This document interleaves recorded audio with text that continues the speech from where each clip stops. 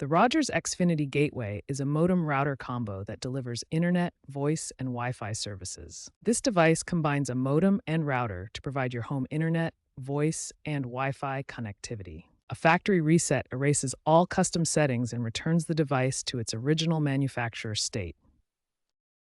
Factory resets are commonly used for troubleshooting connectivity issues, fixing firmware glitches, or preparing the device for transfer or resale. The primary reset method uses the pinhole reset button located on the back panel of the device. The WPS button is used for easy device pairing after the reset, not for performing the reset itself. Rogers partners with Comcast for these gateway devices and services. App-based resets are becoming more common through the Xfinity or Rogers apps, though the pinhole method remains a reliable option.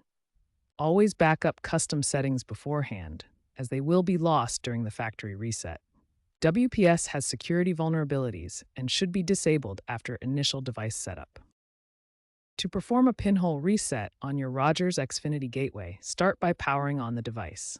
Locate the small, recessed pinhole reset button on the back of the device.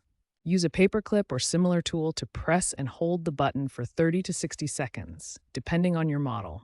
For example, hold for 30 seconds on an XB7. The gateway lights will flash or reset to indicate the process has started. After the reset, connect a computer to the gateway using an Ethernet cable. Access the admin portal, usually at 10.0.1, using your web browser. Use the Xfinity or My Rogers app on your smartphone to reactivate the gateway with your account credentials. Note that the latest firmware updates automatically enforce WPA3 encryption for enhanced security.